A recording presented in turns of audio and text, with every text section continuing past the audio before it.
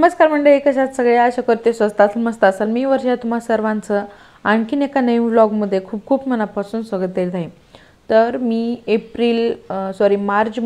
February एंडिंगला डीमार्टमध्ये गेले होते आणि मॉलमध्ये गेले होते।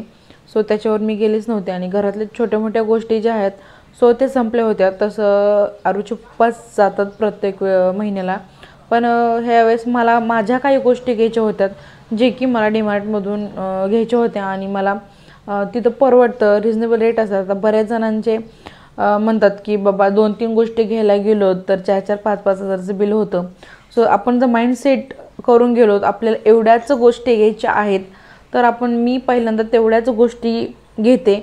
याच्यावर डिटेल व्हिडिओ मी नंतर बनवेल, मी डीमार्टमधून कशा वस्तू घेते किंवा मग आपली तिथून सेविंग मी कशा पद्धतीची करते। सो त्याच्या अगोदर आरोही म्हटली मला बर्गर खायचा आहे।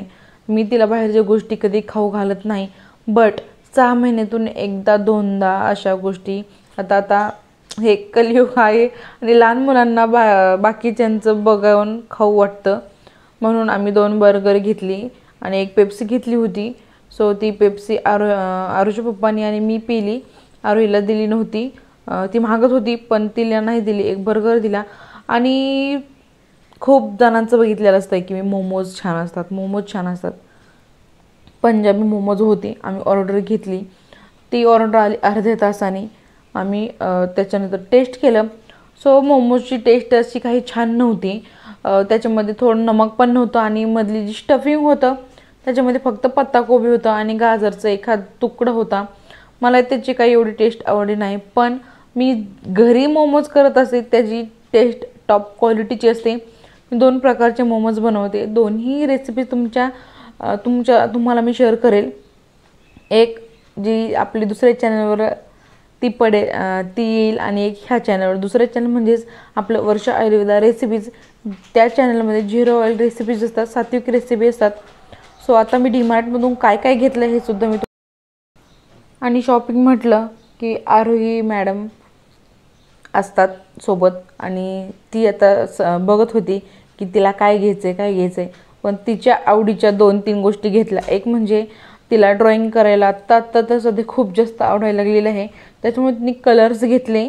आणि तिच्या दुसरी गोष्ट आवडीची आम्ही फक्त मखाना, ड्रायफ्रूट्स वगैरे तिला जास्त आवडतं, त्याच्यामुळं ती मखाने आम्ही पहिल्यांदा सापडत होतो। सो पहिल्यांदा मी घेतली चहा पावडर आणि मी अर्ध्या गोष्टीच फक्त डीमार्टमधून घेते, अर्ध्या घेत नाही, कारण की साखर वगैरे हे सगळं काही घेत नाही मी।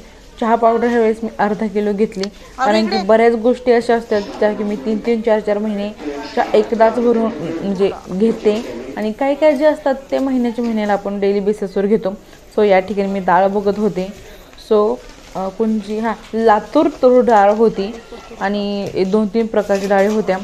सो हातात घेऊन बघितलं, म्हणजे आपल्या घरची डाळ आणि ही डाळ मला बघायची होती। गहू वगैरे बऱ्यापैकी चांगलं होतं, गव्हाचं पीठ होतं 33 रुपये किलो पीठ होतं आणि जर असे आपण मार्केटमध्ये बघायला गेलो तर 35, 38, 40, 45 असे गहू असतात आणि तर डायरेक्ट 33 रुपये डायरेक्ट दळलेलं पीठ होतं। सो जे जॉबला वगैरे जातात, दळण करायला वगैरे त्यांना टाईम भेटत नाही, सो त्यांनी डायरेक्टली हा आटा नेला तरी चालत असेल। आणि मी बाहेरचा आटा वापरत नाही आहे, घरचे आपले शेतातले गांडूळ खत वापरलेले गहू मी यूज करते।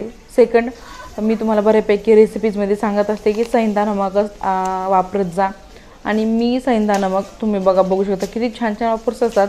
आणि मी म्हणते आपल्या नमकमध्ये आणि ह्या नमकमध्ये फक्त 20-30 रुपयाचा फरक असतो आणि प्लसमध्ये बाय 1 गेट 1 फ्री असतात आणि 1 किलोचा नमक 1 महिन्याबरोबर जातो। खूप सारे व्हरायटीज ब्लॅक सॉल्टमध्ये असतात, ब्लॅक सॉल्टमध्ये खूप सारे प्रकार असतात। सो तुम्ही कोणतंही याच्यामध्ये घेऊ शकता, 50 रुपयापासून 100 रुपयापर्यंत हे ब्लॅक सॉल्ट असतात। सो त्याच्यानंतर आम्ही गेलो पूजा सामानच्या सेक्शनमध्ये, त्याच्यामध्ये कापूर, टिश्यू पेपर वगैरे घ्यायचं होतं। तर सो मखानासुद्धा घेतला। आता मखान्यामध्ये 2 ऑप्शन येत असतात, सुट्टे मखाने एक असतात आणि पॅकेजिंग मखाने एक असतात। पॅकेजिंग मखाने आणि मी दोन्ही अगोदर घेऊन बघितले होते, जे पॅकेजिंग अगोदर घेत होते आणि आत्ता सुट्टे पण अवेलेबल झालेले आहेत, सुट्टे पण घेतले। सो फरक काहीच नाही आहे, फक्त पॅकेजिंगचे पैसे लावतात असं तरी मला वाटतं, आणि क्वालिटी क्वांटिटी सेम असते.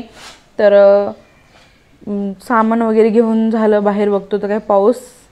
बरं झालं आम्ही गाडीवर गेलो नव्हतो, काही पूर्ण पावसामध्ये भिजलो असतो. घरी आलो, उशीर झाला होता, इथं पण पाऊस होता. त्याच्यामुळे बाकीची कामं आटोपली. आणखीन बऱ्याचशा गोष्टी घेतलेल्या आहेत, व्हिडिओमध्ये नंतर सांगन.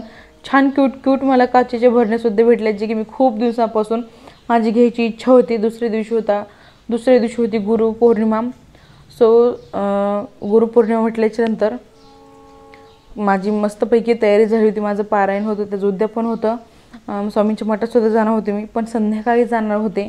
पुरणपोळीचा खास अट्टहास केला होता मी स्वामींसाठी. आणि मी स्वामींना 3 ते 4 वर्ष झालं मी गुरु मानलेलं आहे. आणि जसे स्वामी माझ्या आयुष्यात आले